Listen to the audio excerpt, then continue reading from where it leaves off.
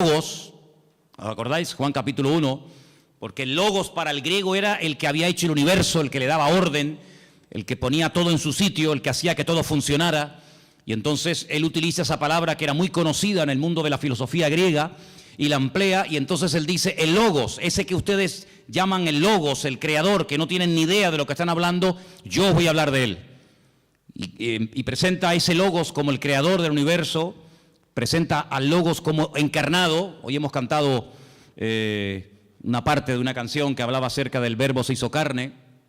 Y vemos cómo Juan es una persona que no solamente tiene que seleccionar muy bien las palabras que va a utilizar, porque la audiencia, los lectores a los cuales va a llegar el Evangelio, son personas que no tienen mucho conocimiento de la Biblia, son gente que viene de un trasfondo pagano, de idolatría, un mundo de mitología griega. Entonces él tiene que ser muy cuidadoso en esto, sino que además tienen que tener presente, y cuando sepan esto van a entender por qué Juan utiliza tantas veces ciertas y determinadas palabras. Ya habían empezado a introducirse en las iglesias herejías, las enseñanzas de los famosos gnósticos, personas que decían Dios no pudo crear el mundo, porque el mundo, el cuerpo, la materia es malo. Por lo tanto, un Dios santo, un Dios bueno, un Dios perfecto no puede tener contacto con el hombre bajo ningún concepto, no puede tener contacto con la materia. Entonces ellos creían que había una serie de, así lo llamaban, emanaciones, ¿verdad? Y Jesucristo era una emanación de Dios que prácticamente no tenía nada que ver con Dios. Y entonces él sí, como no era divino, como no era santo, como no era Dios, como no era creador, él sí podía tener contacto con el hombre, él sí podía tener contacto con la materia, porque al fin y al cabo él no era Dios. Y eso es lo que algunos gnósticos creían. Otros creían que este mundo, que ellos consideraban que era pecaminoso, malo, el cuerpo era la cárcel del alma, pues ellos decían que este mundo fue creado por los ángeles caídos. Los ángeles caídos fueron arrojados de la presencia del Señor, y como ellos eran tan malos, pero al mismo tiempo eran tan poderosos, pues ellos fueron los que crearon el mundo, los que crearon la materia, etcétera, etcétera. Sí, permítame la expresión, un cacao, un lío terrible que se estaba metiendo dentro de las congregaciones. Para colmo, había otra tendencia, otra herejía que se había metido con mucha fuerza en la iglesia, y era todo lo contrario. Era que Jesucristo era simplemente un hombre que había evolucionado con una serie de poderes que había ido adquiriendo con el paso del tiempo, pero no tenía nada que ver con la divinidad. Otros creían que Jesús era, como ellos llamaban literalmente, un espíritu descarnado. Un espíritu que cuando lo veías parecía un hombre, parecía un ser humano, pero en el fondo no era un ser humano. Realmente él no comía, no se cansaba, no tenía que dormir, no tenía ningún tipo de sufrimientos, porque era una especie de espíritu que cuando se manifestaba parecía un hombre, pero de hombre no tenía absolutamente nada. Fíjense, ante menudos follones y herejías se encontraba el apóstol Juan, y ahora tiene que presentar un evangelio convincente, claro y directo, y presentar a Cristo de una forma correcta, de una forma adecuada, teniendo en cuenta la cantidad de herejías que ya se habían metido en la iglesia para este tiempo. Ahora, en este evangelio me ha llamado mucho la atención, vamos a poner la primera información en la pantalla. Hay cosas que Juan omite completamente, ni las toca.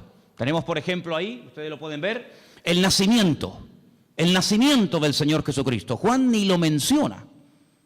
No es que no crea en él, evidentemente, sino que, como vimos la semana pasada, el evangelio empieza diciendo en el principio era la palabra y la palabra era Dios. Es decir, va antes de Génesis 1.1.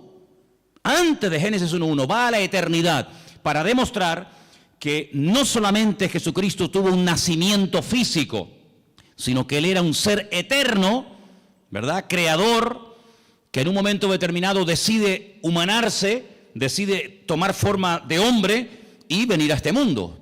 Por lo tanto, él, el tema del nacimiento, como ya sabe que lo han tocado otros evangelistas, como por ejemplo Mateo, como por ejemplo Lucas, él ese tema no lo toca.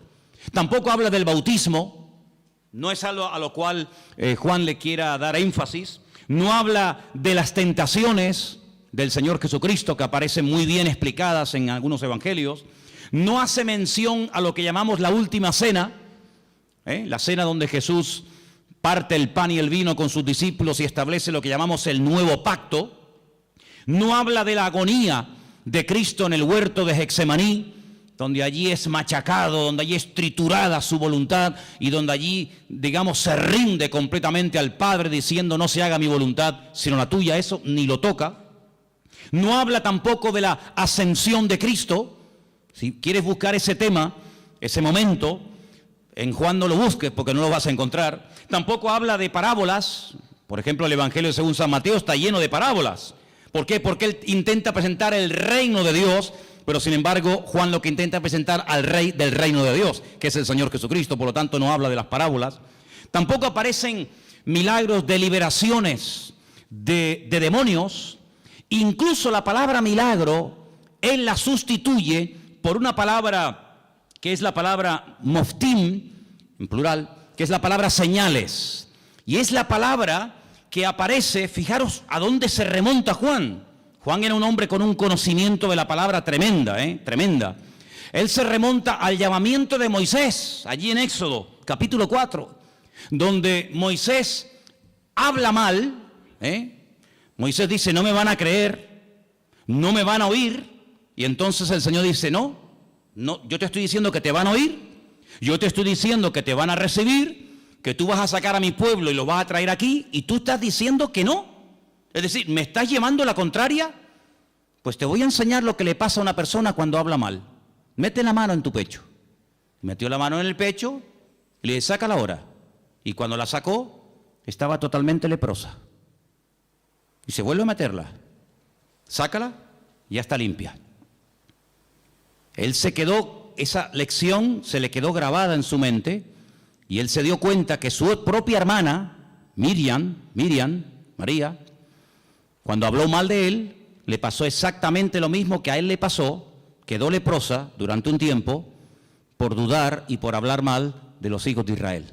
¿Qué te parece? Y no solamente eso, sino que le dice, ¿y ahora qué tienes en tu mano? Dice, tengo una vara. Dice, tírala al suelo, y se convirtió en serpiente.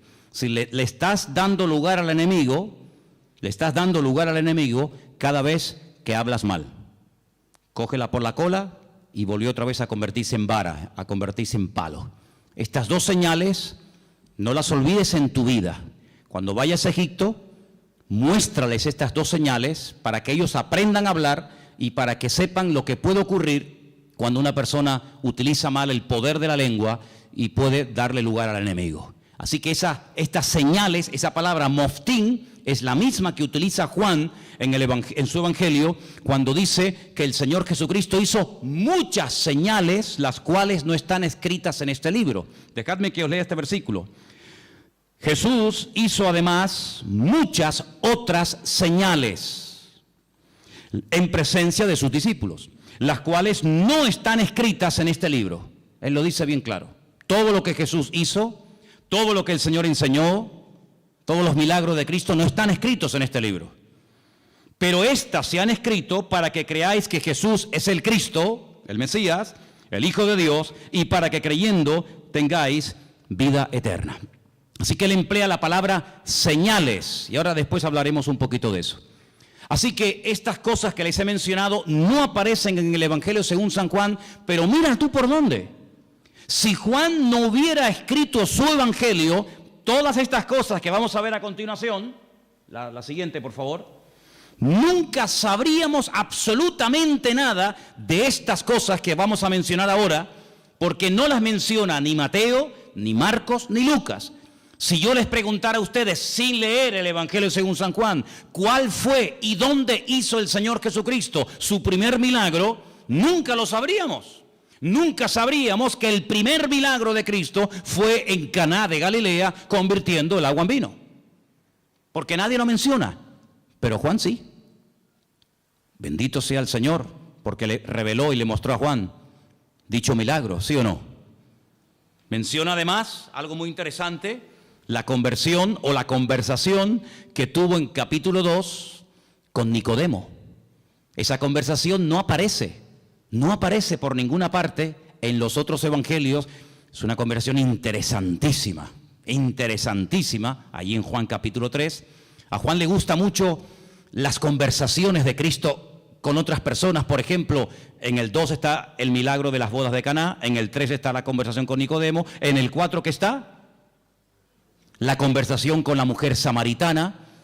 Si no hubiera sido por Juan, nunca hubiéramos sabido que Jesús se detuvo junto al pozo en Samaria y le habló a una mujer samaritana y allí pues le dijo cosas tremendas y allí él se reveló como quien verdaderamente él era, solamente en Juan. Si no se hubiera escrito el Evangelio según San Juan, nunca habríamos oído de que sanó a un paralítico en el capítulo 5 en el estanque de Betesda, que hacía 38 años que estaba esperando el movimiento del agua. Fíjate tú por dónde, hermano, me quedé sorprendido y es así.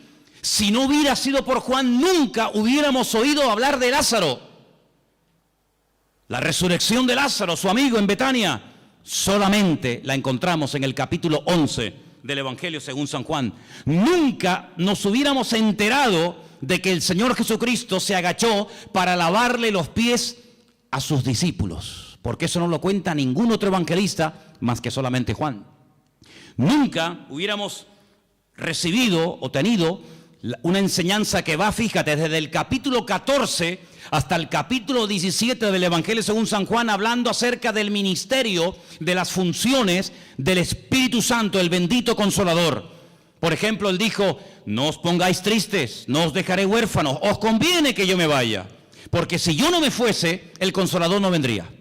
Pero cuando Él venga, porque yo le voy a rogar al Padre que os envíe otro Consolador para que esté con vosotros para siempre, Él me glorificará a mí, Él os guiará a toda la verdad, Él os hará saber lo que ha de venir, Él tomará de lo mío y os lo hará saber a cada uno de vosotros. Él además convencerá al mundo de justicia, de pecado y de juicio. ¿Qué te parece? Una enseñanza profunda del Espíritu Santo solamente en San Juan.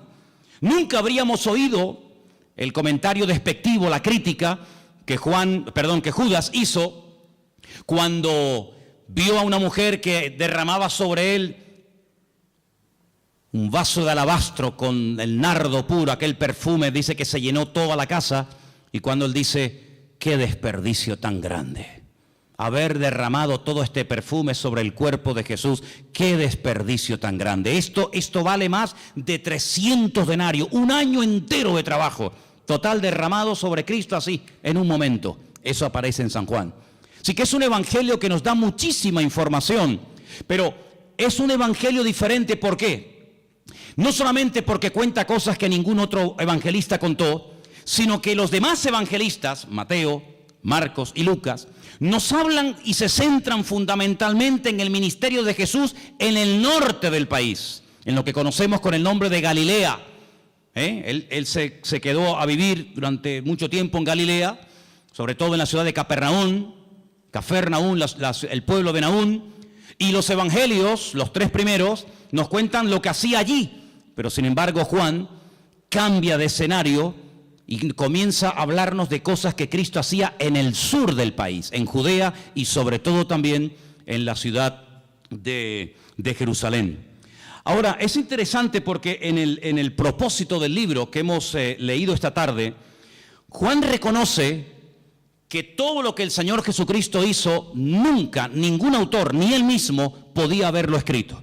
Hay, por ejemplo, un versículo muy interesante en San Juan, os lo leo, capítulo 21, que dice: hay otras muchas cosas que Jesús hizo. Estamos en el 21-25. Las cuales, si se hubieran escrito una por una, pienso que ni aún en el mundo cabrían los libros que se habrían de escribir. Por lo tanto, el Evangelio según San Juan es un pequeño resumen, no es una obra completa, una enciclopedia de la vida de Cristo, sino es simplemente un pequeño resumen donde Él, a propósito, toma o escoge 7 señales y las va a presentar y nos va a presentar a Cristo de una forma muy completa. Pero una cosa que llama mucho en el Evangelio según San Juan es lo observador y la tremenda memoria que Juan tenía. Hay cosas que se pierden con el tiempo, no nos acordamos de lugares, de nombres, cosas que ocurrieron.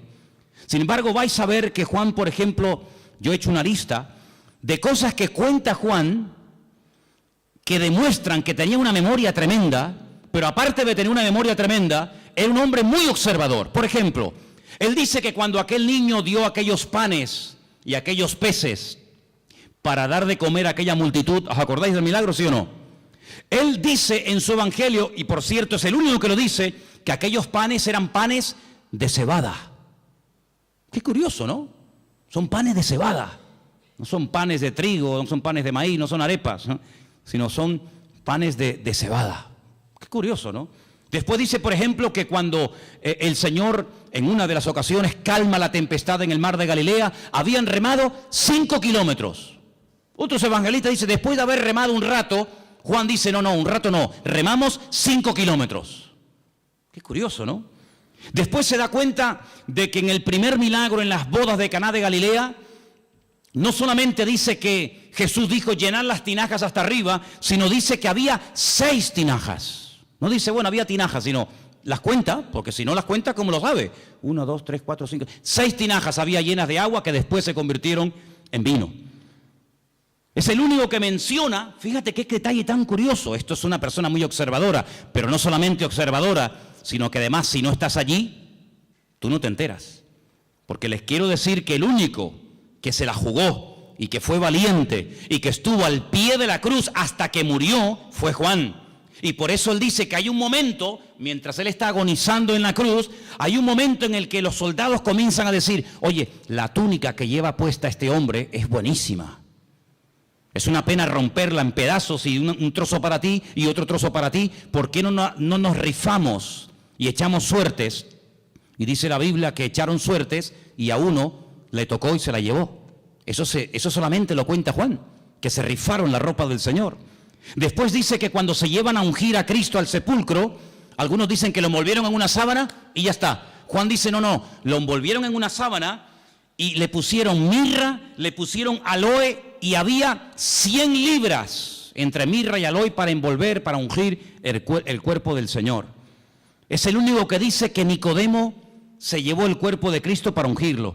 Es el único que dice que aquella mujer que derramó el vaso de alabastro, el vaso de nardo puro sobre el cuerpo de Jesús, dice que no solamente lo derramó, sino que toda la casa olió al perfume que olía el Señor Jesucristo. Otro detalle muy interesante. Después, por ejemplo, una de las cosas muy interesantes es que él dice que el templo de Jerusalén se tardó 46 años en ser restaurado y decorado por el rey Herodes, el único que lo dice. Es el único que menciona el detalle, muy interesante por cierto, que en Juan capítulo 4 dice que los samaritanos y los judíos como que no se llevaban entre ellos. Había un pique ahí, ni los samaritanos podían ver a los judíos, ni los judíos a los samaritanos. Son detalles muy significativos de un hombre que se fija mucho. Luego, algo que me ha llamado mucho la atención del Evangelio según San Juan, es que es un hombre que menciona lugares de Jerusalén porque se ve que conoce y se sabe muy bien mover en la ciudad de Jerusalén. Por ejemplo, menciona la puerta de las ovejas, capítulo 5, verso 2. Menciona el estanque de Betesda, capítulo 5. Menciona el otro estanque que hay en la otra punta de la ciudad, el estanque de Siloé, capítulo 9. Menciona una puerta que se llama el pórtico de Salomón, donde años más tarde o tiempo más tarde iría con Pedro, y allí orarían. ¿Se acuerdan? Por el paralítico que estaba allí en la puerta del templo. Es el único que menciona el torrente de Cedrón, ese barranco que divide la ciudad del Monte de los Olivos. Él dice que el Calvario, aquel monte tenía forma de calavera, lo registra también en su libro. Es un hombre, ya digo, tremendamente observador, una persona que conoce la ciudad de Jerusalén y se mueve por ella, diríamos, como pez en el agua. Ahora, en cuanto al tema de las herejías, Juan quería dar una imagen, una visión completa del Señor Jesucristo. Porque en aquellos tiempos estaban, como dije al principio, los que creían que Él no era un hombre, sino una especie de espíritu que se aparecía en forma humana, y estaban aquellos que decían que era tan divino, que no era un hombre. Claro, ¿cómo casar, cómo unir estas dos herejías? Hermanos, a lo largo de la historia, la iglesia, el pueblo de Dios, ha tenido que enfrentarse con un montón de problemas, de todo tipo. Pero algo que el enemigo ha utilizado y seguirá utilizando hasta el final de los tiempos contra nosotros, contra el pueblo de Dios, es tratar de meter sutilmente en las congregaciones lo que llamamos o conocemos con el nombre de herejías. ¿Qué es una herejía? Bueno, vamos a definirlo de la siguiente manera. El diablo sabe perfectamente que cuando uno conoce la verdad, cuando uno tiene un encuentro con él, cuando uno conoce la verdad, pues sabe diferenciar perfectamente lo incorrecto. Ya el ejemplo que hemos puesto en otras ocasiones, aquel hombre que trabajaba en un banco manejando todo el día divisas, manejando todo tipo de monedas. Antes había más que ahora, hoy en día con el tema del euro muchas monedas no existen, pero antes cuando viajabas por Europa, cada país tenía su moneda y tenías que cambiar franco, tenías que cambiar libras, tenías que cambiar pesetas. Bueno, ya eso prácticamente ha desaparecido. Pero le preguntaron un día a un hombre que manejaba constantemente divisas. Me imagino que habrás tenido que estudiar muchísimo, ¿no? Hacer muchos cursos para diferenciar los billetes falsos de los verdaderos. Y él dijo, jamás en mi vida yo he hecho un curso para estudiar billetes falsos. Y entonces, ¿cómo sabes diferenciar uno falso de uno verdadero? Dice, porque yo he estudiado muchísimo al billete verdadero. Yo lo conozco también, su tacto, hasta cómo huele, las características del billete verdadero, lo que se tiene que ver, lo que no se tiene que ver, dónde tengo que tocar, dónde no tengo que tocar. Lo conozco tan bien que en cuanto me presentan un billete falso, digo, este es falso, este no es verdadero. Porque conozco al verdadero. Ahora, si me pongo a estudiar todo lo falso, al final sé que son falsos, pero no conozco al verdadero. Y lamentablemente vemos que hoy en día también hay gente así. Han estado un poco de tiempo en los mormones, un poco de tiempo en los Hare Krishna, un poco de tiempo en los Rosacruces, un poco de tiempo con los testigos de Jehová, un poco de tiempo con los evangelistas, un poco de tiempo con no sé quién. Al final tienen un cacao en la cabeza terrible, conocen tanto a sectas y filosofía, pero no conocen la verdad. Y Jesucristo no es uno más. Lo que Juan hace es presentar la verdad, porque él dice, la verdad os hará libres. Si yo empiezo a rebatir y a discutir y esto, no, con la discusión no llegamos a ninguna parte. Yo lo que voy a hacer es proponerme, seleccionar una serie de señales, presentaros la verdad de la forma más completa y variada y profunda posible, porque cuando lleguéis a conocer la verdad, cuando lleguéis a intimar con la verdad, os vais a dar cuenta de que lo falso ya no tiene ningún atractivo, ya no tiene ninguna tentación para vuestra vida, porque la verdad no solamente os hará libres, sino que la verdad os hará felices. ¿Cuántos dicen amén? Entonces él presenta a Cristo como la verdad y os vais a dar cuenta que la palabra verdad, verdadero, aparece así de veces en el Evangelio según San Juan. No hay una palabra que se repita más en este Evangelio como la palabra verdad o verdadero. Tengo aquí una pequeña lista, no están todos, pero para que veáis. Dice, yo soy el pan verdadero, el pan que descendió del cielo. No dice yo soy el pan. Bueno, podría decirlo, pero añade la palabra, yo soy el pan verdadero. Y entonces dice, el pan que comieron nuestros padres en el desierto, pues todos los que lo comieron murieron. Pero el que coma de mí nunca morirá. Después dice, yo soy la vid.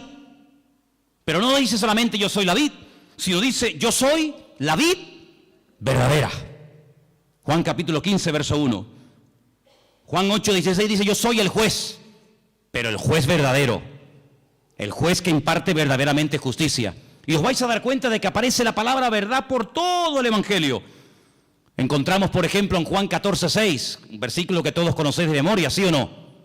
Sí. A ver, ¿qué dice Juan 14, 6? No, ese es 3:16, ese es el 3:16, el 14:6, 14:6. Yo soy el camino, yo soy la verdad y yo soy la vida. Otra vez la palabra verdad, continuamente la verdad, la verdad, la verdad, la verdad. Qué curioso que un día Pilato se le quedó mirando y le dijo, ¿y qué es la verdad? ¿Qué es la verdad? La verdad no es la iglesia evangélica, ¿sabías eso, no? La verdad no es una secta, una religión. La verdad se llama Jesucristo. La verdad se llama Jesucristo. Y teniendo al Señor, podemos discernir entre la verdad y la mentira. Hay algunas congregaciones donde tal vez enseñan cosas que no son 100% verdad. Por eso el Señor quiere que escudriñemos la verdad, que leamos la Biblia, para que sepamos discernir y sepamos separar lo falso de lo verdadero. El apóstol Pablo le decía a Timoteo, quiero que sepas esto y lo tengas bien presente en tu vida, que dice el Espíritu de Dios que en los últimos tiempos, y lo dice claramente el Espíritu Santo, se meterán dentro de las congregaciones herejías, falsas doctrinas, doctrinas de demonios, que parecerán muy bonitas y muy atractivas, Pero para eso tenemos la palabra, para comprobar en todo momento si lo que en mi iglesia se está predicando es la verdad. Y el día que aquí no se predique la verdad, levántese y váyase. No se quede por amor a mí, no se quede por amor a los niños, no se quede por cariño a la hermana o al hermano tal. No, no, aquí no estamos para vernos las caras, aquí estamos para crecer y conocer y profundizar en la verdad, porque la verdad es la que nos hace libres. Y si se predica la mentira, pues lo lamento mucho, y aquí no quiero estar ni un minuto de mi tiempo, porque la mentira esclaviza, la mentira es un veneno que le abrimos la puerta y va contaminando nuestra vida. Por lo tanto, compruebe siempre, traiga la Biblia a la iglesia, tome apuntes, escuche los mensajes, y si comprueba que algo no ha sido correcto, que le están enseñando mentira, que le están manipulando la escritura, no haga caso, sea selectivo en esto. Jesucristo vino para darnos la verdad, para abrir nuestros ojos, y la verdad se puede comprobar, no solamente experimentar, se puede comprobar, y la misma Biblia que yo uso para predicar aquí en el púlpito, la tiene usted. Léala, escudriñela, memorízala, y si ve que no coincide con la verdad, aquí tu tiempo se ha terminado, amigo. Estamos en este lugar para crecer en la verdad. ¿Cuántos dicen amén? Ahora, fíjense qué interesante, en el Evangelio según San Juan hay 7 expresiones muy interesantes que las vamos a ver ahora, pero algo que también hace Juan, no solamente nos presenta a Cristo como el eterno, el creador, el todopoderoso, sino que además nos da ejemplos para que nos demos cuenta que a lo mejor puede haber un creyente, escúchenme bien por favor, puede haber un creyente que no lo entienda todo, pero tenemos que tener paciencia con el que no lo puede entender o aceptar todo. Si yo pusiera, vamos a poner un ejemplo, ¿no? Si tuviéramos este salón ahora mismo dividido en dos, tuviéramos este salón dividido en dos, tenemos en el centro, más o menos, ¿no? Tenemos en el centro una especie de cristal, de prisma, y proyectamos un rayo de luz desde ese lado en dirección al prisma. Todos los que están a mano izquierda verían solamente un rayo de luz, pero todos los que están a mano derecha verían 7, en 7 colores diferentes. Si yo les pregunto a los de la mano izquierda, ¿ustedes qué están viendo? Y me dicen, un rayo de luz. ¿De qué color? Blanca. ¿Seguro que veis uno solo? Contarlo bien, sí, uno solo. Vosotros, hermanos, ¿qué estáis viendo? Pues estamos viendo 7 rayos de 7 colores diferentes, pero ¿cómo puede ser que unos vean 7 y otros vean 1? ¿Quién está viendo la verdad? Todos. Lo que pasa es que unos están a un lado y otros están a otro lado. Y estos, por estar en un lado, ven más que los que están en otra parte. ¿En qué lado te encuentras de tu relación con el Señor? Hay gente que no ve más allá de lo que ven sus ojos, y por eso se hunden. Por eso se desaniman, porque no ven más allá. Y como le dijo el Señor a Pedro, no pones la mira en los 7 rayos, no pones la mira en las cosas de arriba, sino en las de la tierra. Y claro, cuando uno mira a lo de la tierra se derrumba. Cuando uno mira a lo de la tierra uno se deprime, la fe te la destruye el mundo. Pero cuando tú levantas la mirada, tú ves más allá. Y eso es lo que Juan quiere. No solamente presentarnos al Señor Jesucristo como divino, como creador, como un ser eterno, sino que también lo presenta como humano. Y fijaros las citas que os voy a dar para los que tomen nota, ¿no? En capítulo 2, verso 15, vemos a Cristo enfadado, con un látigo. Comienza a echar fuera a todos los que vendían en su casa y los llama ladrones. Me habéis convertido mi casa en cueva de ladrones. En el capítulo 4, verso 6, te lo encuentras cansado y sediento junto a un pozo, pidiendo un vaso de agua a una mujer samaritana. El verbo hecho carne, cansado del camino, pidiendo agua. Sus discípulos en el capítulo 4, verso 31, le daban de comer, porque lo notaban que era la hora de comer y él no había comido. En el capítulo 11, prácticamente todo el capítulo te lo encuentras llorando, quebrantado, emocionado, identificándose con el dolor de haber perdido a un amigo, a un ser querido. En el capítulo 1 y en el capítulo 8, verso 58, te lo encuentras en su preexistencia, Te lo encuentras que Él sabe perfectamente lo que tiene la persona. Por eso Cristo no es un hombre que hace muchas preguntas. Ponte un día a hacer un estudio, te animo a que lo hagas.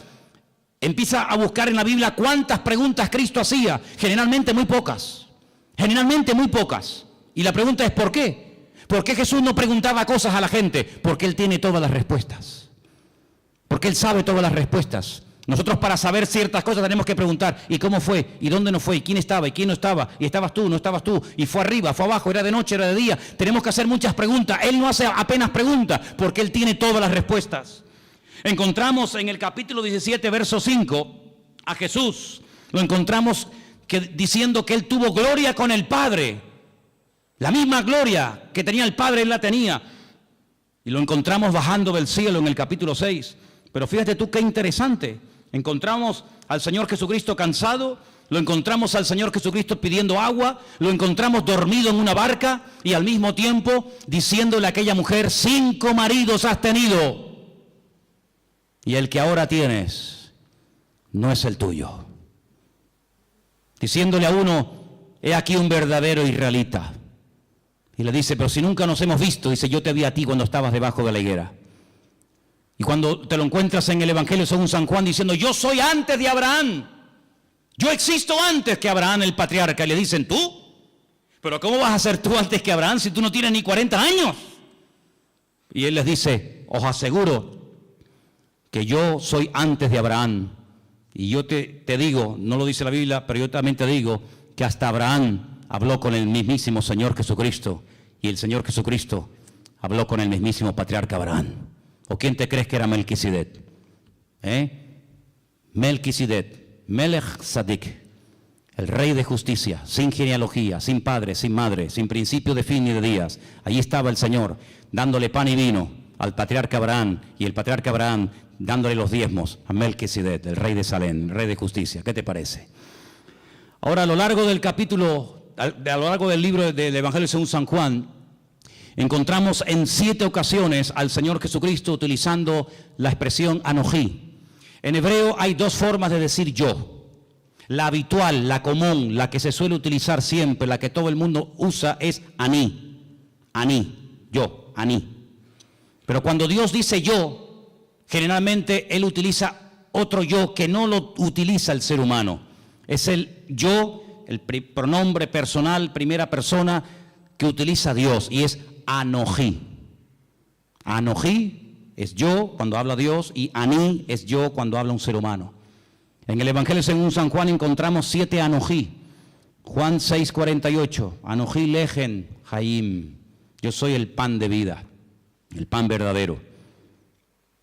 Anojí or haolam. Juan 8:12, yo soy la luz del mundo. Encontramos al Señor diciendo, yo soy la puerta de las ovejas, Juan 10:7. Encontramos en Juan 10:11 diciendo, yo soy el buen pastor. Lo encontramos en Juan 11:25 diciendo, yo soy la resurrección y la vida. Lo encontramos en Juan 14:6 diciendo, yo soy el camino, la verdad y la vida. Y lo encontramos en el 15:1 diciendo, yo soy la vid verdadera. Y todas las veces que dice eso, dice anojí, anojí, anojí. Por eso la gente se quedaba diciendo, ¿pero qué está diciendo? Hoy en esta iglesia ha habido algo impresionante que a mí me ha impactado muchísimo. Y es que se ha cantado y se ha pronunciado el verdadero nombre de Dios. El nombre que habéis pronunciado esta tarde en esa canción, que después la vamos a cantar al final, otra vez más, es el verdadero nombre de Dios. Y ese nombre tiene que ver con la existencia. Tiene que ver con la existencia misma. Nadie le ha dado existencia a Él. Él le da existencia a todas las cosas. Pero hay algo muy interesante en el Evangelio según San Juan, y es que nuevamente aparecen 7 ventanas. Fíjate qué interesante. Se llaman señales. Yo llamo a 7 ventanas a través de las cuales puede ver más allá. Porque algo que tenemos que tener presente, y Juan lo hace de una forma muy sutil, pero muy bien presentada, es que cuando te habla de un milagro, cuando te habla de algo que hace el Señor, Él te deja como en puntos suspensivos para que tú pienses y veas que no solamente es un milagro, algo que ocurre en un momento puntual del tiempo, sino que es una señal, es una forma de indicarte que detrás de ese milagro hay una manifestación de la gloria de Dios. De hecho, hay momentos en los que el Señor Jesucristo dice que los milagros que hacía no los hacía tanto por la compasión o porque le daba pena al pobrecito paralítico o el pobrecito ciego, sino que la palabra que se emplea en el Evangelio según San Juan detrás de cada señal o milagro es: esto fue hecho, esto se realizó para la gloria de Dios. Porque un milagro no es algo que solamente suple la necesidad en el momento de una persona. Una persona está leprosa, ¿qué quiere? Pues que se sane la lepra.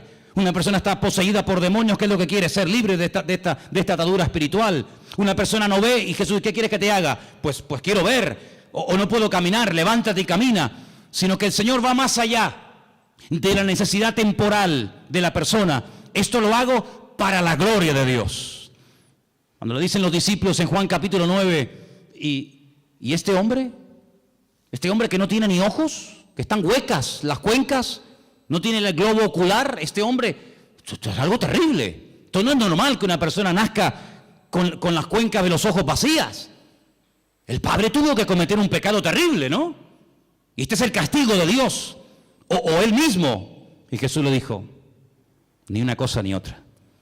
Este hombre nació así, sin posibilidad de ver. Si a este hombre, ni operándolo, el mejor oftalmólogo del mundo no podría devolverle la vista a este hombre, porque este hombre no tiene globo ocular, está hueca, no tiene nada. Yo solamente he visto a un hombre en toda mi vida así. Ciegos hemos visto todos y de vez en cuando pues vemos a algún ciego, pero solamente vi a un hombre en la puerta de Damasco en Jerusalén hace unos cuantos años atrás.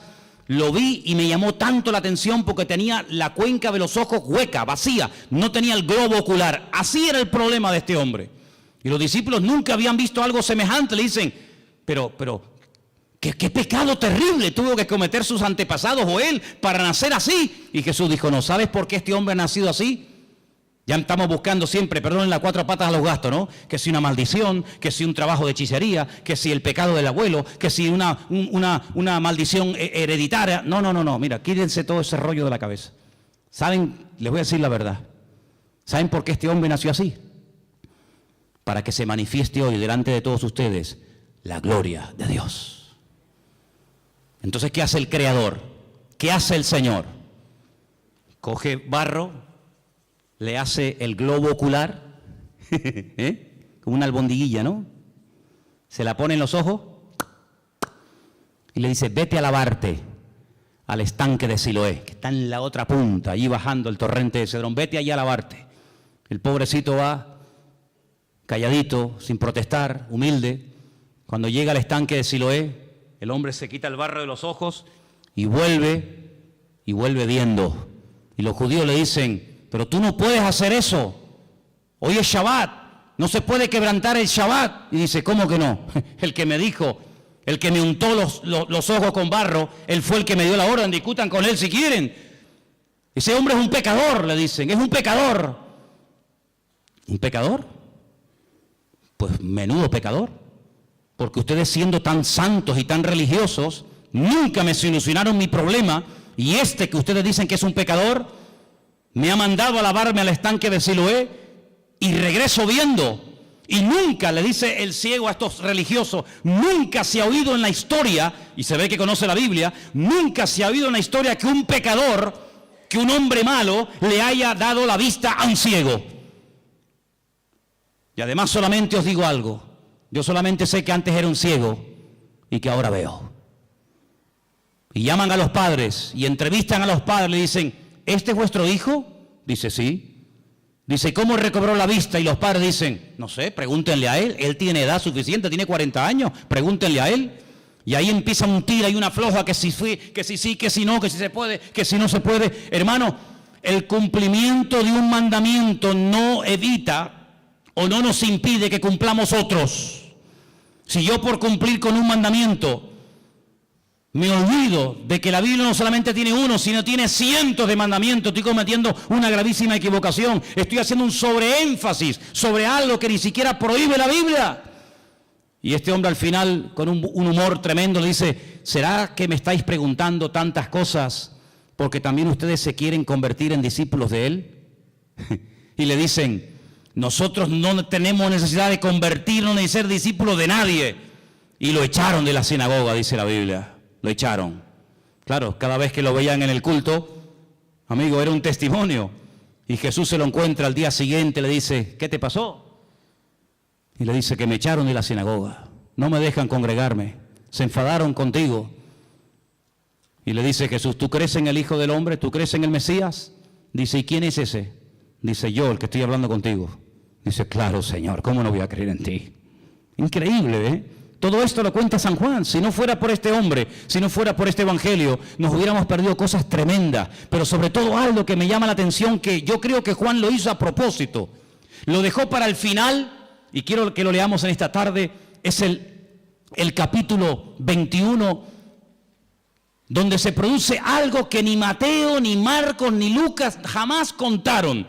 Yo no sé si les dio vergüenza o por respeto, no lo sé, pero nunca fueron capaces de tocar este tema.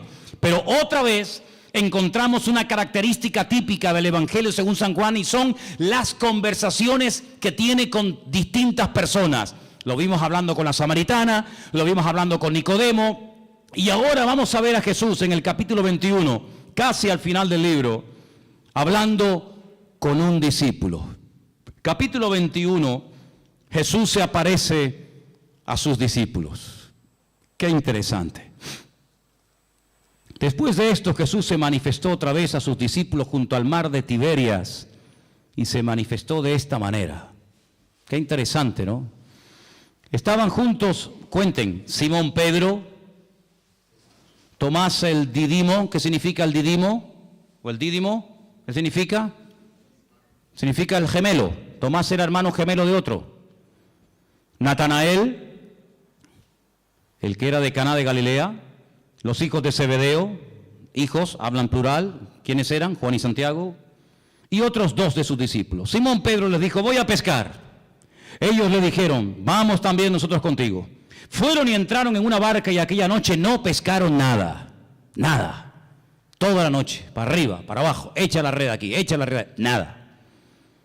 Cuando ya iba amaneciendo, fíjate tú, amaneciendo ya, se presentó Jesús en la playa, mas los discípulos no sabían que era Jesús. Estaban cansados, estaban reventados, toda la noche pescando. Además, cuando tú estás pescando, los que habéis ido alguna vez a pescar, cuando uno está pescando, las horas se te pasan volando, disfrutas que no veas. Pero cuando estás hecha y no pican, es aburridísimo, estás hasta de mal humor. Les dijo Jesús, hijitos, ¿tenéis algo de comer? Ellos le respondieron, no, no tenían ni para comer. Increíble. Jesús les dijo, echad la red a la derecha de la barca y hallaréis.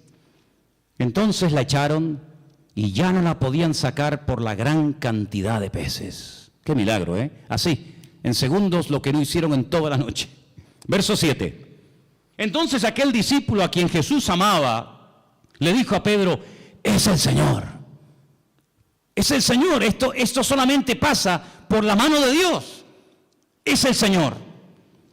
Simón Pedro, cuando oyó que era el Señor, se ciñó la ropa, porque se había despojado de ella, se echó al mar y se echó a nadar hasta la orilla.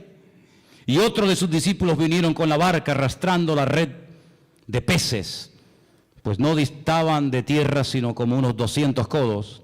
Y al descender a tierra vieron brasas puestas y un pez encima de ellas y pan. ¿Se han preguntado alguna vez, ¿y de dónde sacó el Señor este pez? No tenía red, no tenía caña. El Señor no necesita nada de esto. Seguramente le habrá dicho a uno, para el fuego. Y hace, no hay problema. Jesús le dijo, traed de los peces que acabáis de pescar. Y fíjate qué curioso, otra vez lo que dije al principio, qué observador es este hombre. Otro hubiese dicho, había un montón de peces, Manolo, un montón, pero fíjate lo que dice Juan. Subió Simón Pedro y sacó la red a tierra llena de grandes peces, y podía haber puesto el punto y ya está.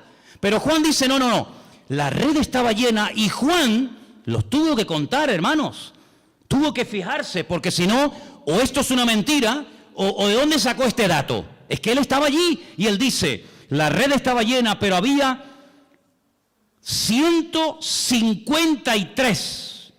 Y aún siendo tantos, la red no se rompió. Recuerda que el versículo 11 dice grandes peces. Grandes peces, 153.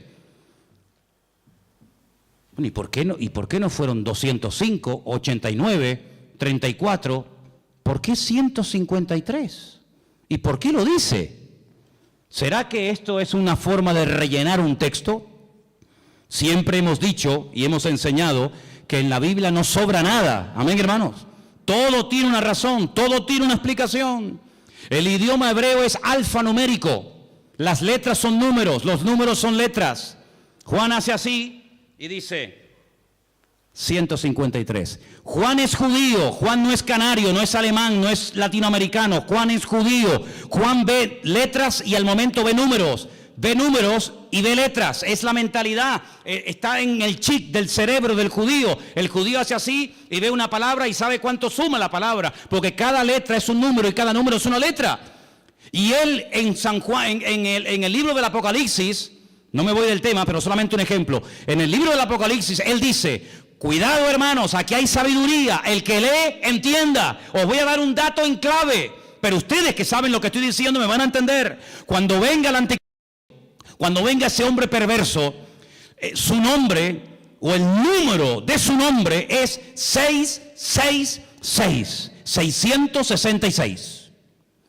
Claro, hay muchos nombres que coinciden. Por ejemplo, otro día cuando les comentaba el tema, cuando decide Shechem ben Hamor, Siquén hijo de Amor, suma 666, curiosamente.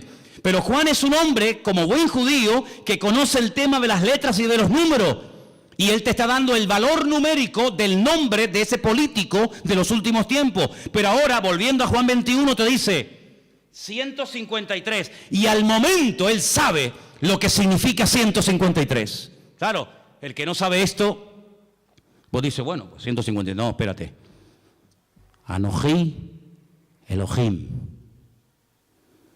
Si pusiéramos aquí en una pizarra la palabra Anoji Elohim, yo soy Dios, suma 153.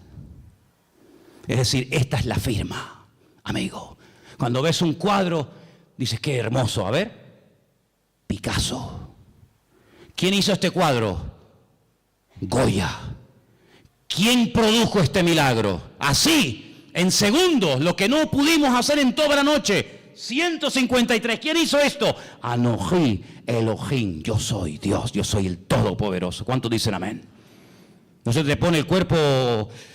Mi madre, ay Señor. Les dijo, venid, coman. Ya saben quién ha hecho esto. Ani Elohim, le dice a sus discípulos, o sus discípulos no se atrevían a preguntarle, ¿y tú quién eres? ¿Tú quién eres? ¿Se acuerdan que una vez en la barca, cuando calmó el viento y la tempestad, se empezaron a preguntar unos a otros y dice, ¿quién es este? ¿Quién es? Porque habla muy bien, obra de maravilla, sana enfermos, pero ya calmar un mar en tempestad, eso es algo que nos vuelve locos. ¿Quién es este? Y ahora dicen, ¿quién es? Pero no se atrevían, porque sabían que era el Señor. Vino pues Jesús, tomó el pan, lo dio, asimismo el pescado. Esta era la tercera vez que Jesús se manifestaba a sus discípulos, después de haber resucitado de los muertos. Ahora ya están a gusto, ya están las barrigas llenas, ya han comido. Y ahora Jesús le dice a Pedro, Pedro, ven un momento, ven. ¿Cuántos había? Por eso le dije, cuenten cuántos discípulos hay. Había un montón, había un montón. Pero ahora solamente le dice a Pedro, a Simón Pedro. Simón, ven. Simón es Shishon. Viene del verbo lishtot, que significa escuchar. Shema, Simón, ven, escúchame un momento. Escuchar es obedecer. Escuchar es interiorizar. Shishon, ven para acá. Simón, hijo de quién? De Jonás. Es una contradicción. Tienes un nombre, Pedro, tienes un nombre que es una guerra, llevas una guerra. Shishon, el que escucha a Dios. Y Jonás, el profeta rebelde. ¿Cómo puede ser que por un lado oiga y por otro lado seas un rebelde? Ven acá, Pedro, esto no puede ser así. Hay un divorcio, ahí hay una falta de equilibrio en tu vida. Y le dice, Simón, hijo de Jonás, ¿tú me amas más que estos? Y le dice, sí, Señor, sí, sí. ¿Tú sabes que te amo? Y le dice, apacienta mis corderos. Ahora, el Evangelio según San Juan nos llegó a nosotros escrito en griego. En el griego hay 3 palabras para definir la palabra amor: ágape, eros y fileo. En el texto griego se aprecia lo que en español, no sé en alemán, pero en español no se aprecia. En español es me amas y me amas. Y la respuesta es tú sabes que te amo, tú sabes que te amo, tú sabes que te amo. No notas ahí un juego de palabras, pero aquí hay mucho más que eso. Jesús le dice, Simón Pedro, ¿tú me agapeas? Y Simón Pedro le responde, sí, Señor, yo te fileo. No, yo no te estoy preguntando eso. Yo te estoy preguntando si tú me agapeas, si tú me amas a mí como yo te amo a ti. Con ese amor perfecto, ese amor de Dios. Y Pedro le dice, sí, Señor, tú sabes que yo te fileo, tú sabes que yo te amo como un amigo. Pero es que yo no te estoy preguntando si tú quieres ser mi amigo. Yo no te estoy preguntando si yo te caigo bien. Yo te estoy preguntando si tú darías la vida por mí, porque tú sabes que el amor que yo tengo por ti es que de tal manera amé al mundo que di mi vida por el mundo. Entonces yo te estoy preguntando si tú me amas a mí como yo te he demostrado amarte a ti. Y Pedro le dice, Señor, tú sabes que yo ahí no llego, tú sabes que yo te fileo, pero yo no te agapeo. Y entonces al final, cuando el Señor ya se lo pregunta 3 veces, y Pedro capta la idea, y Pedro se da cuenta por dónde van los tiros, le dice, versículo 17, Pedro se entristeció. ¿Por qué? Porque Pedro reconoció que no podía llegar al nivel que el Señor le está pidiendo. Entonces, ¿qué le confiesa? Tú lo sabes todo. Tú sabes que yo soy un petardo como persona. Yo he fallado, he metido la pata. Menosprecié a todos estos, dije que no te iban a traicionar, que no te iban a vender, que te iban todos a abandonar, pero yo no. Y al final resulta que que no abre la boca, pero que estuvo allí al pie de la cruz, es el que estuvo, y resulta que yo te estaba negando delante de los romanos. Tú lo sabes todo, tú sabes que yo no doy la talla, tú sabes que te negué, tú sabes que no estuve contigo como tenía que estar, pero tú lo sabes todo. Y el Señor, que mira el corazón, y no mira solamente el fallo o el tropiezo accidental, sino mira el corazón, la nobleza de esa persona, le dice, apacienta mis ovejas. Porque de cierto te digo, cuando eras más joven, te ceñías, ibas a donde querías, mas cuando ya seas viejo, extenderás tus manos, te ceñirá otro y te llevará a donde tú no quieras.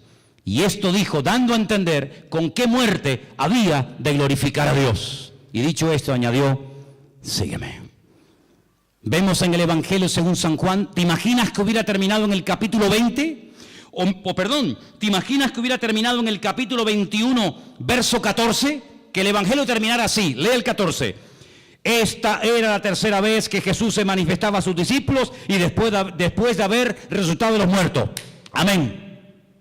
Cerramos el Evangelio y todos estaríamos tan contentos, ¿sí o no?, de tener un Evangelio maravilloso. Pero gloria a Dios por el capítulo 21.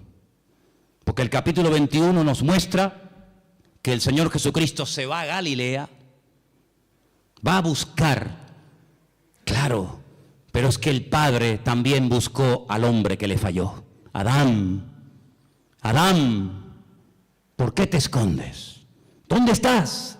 Y ahora el Hijo, buscando a Pedro, llamándolo, como llamaba el Señor, el Padre, el Creador, el universo, llamaba al primer hombre. Ahora es el Hijo, ¿verdad?, buscando a Pedro para restaurarlo, para darle otra oportunidad, para ponerlo otra vez en primera línea, para decirle, apacienta mis corderos, y además te voy a dar un premio increíble, Pedro.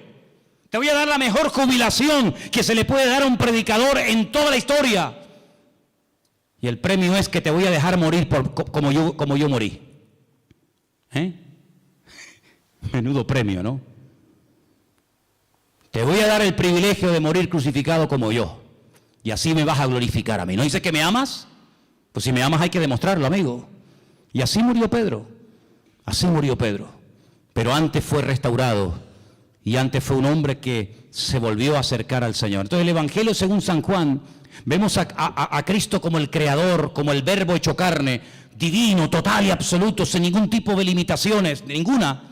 pero al mismo tiempo lo vemos compasivo, lo vemos extendiendo la mano al necesitado, lo vemos identificándose y acercándose con gente que en aquellos tiempos nadie jamás se acercaría a una persona. Cuando los discípulos lo ven hablando con una mujer, dice, no puede un hombre, y más un judío, hablar en público con una samaritana, pero el Señor está allí. Entonces, amados hermanos, encontramos en el Evangelio según San Juan el amor de Dios manifestado. Y si esto fuera poco, cuando Juan hace así, te dice, ahora te voy a decir cómo es el Señor. Juan capítulo 2, convierte el agua en vino, en buen vino, el Señor de la calidad.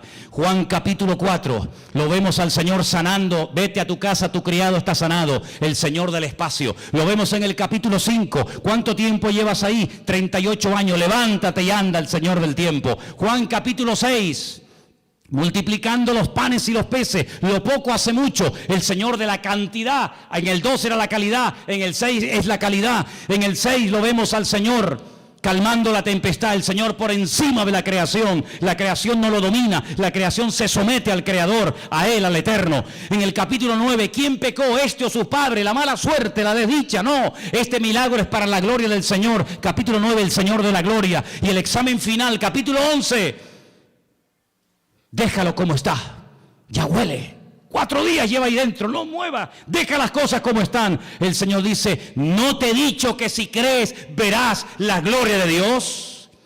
Capítulo 11, yo soy la resurrección y la vida, y ahora lo voy a demostrar. Lázaro, sal fuera.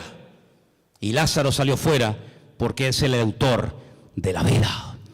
Y con estas 7 señales, son 7 ventanas a través de las cuales puede ver lo grande que es nuestro Dios. ¿Necesitas algo? Seguro que en una de estas señales te sientes identificado.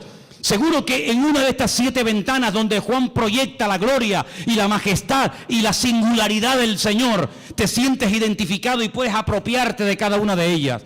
Porque el Señor Jesucristo no termina en el Evangelio según San Juan crucificado, agonizando dentro de una tumba, comido por bichos, por gusanos, no. En el Evangelio según San Juan el Señor Jesucristo termina vivo, resucitado de entre los muertos. Y por eso dice en uno de los Evangelios, no busquéis entre los muertos al que vive, porque Él ha resucitado. ¿No es una maravilla el Evangelio según San Juan? ¿Sí o no? Dale un aplauso al Señor en esta tarde. Y léelo durante toda la semana. Gózate, aleluya. Disfruta de este Evangelio. Es una maravilla tenerlo en nuestras manos. Cierra tus ojos, por favor.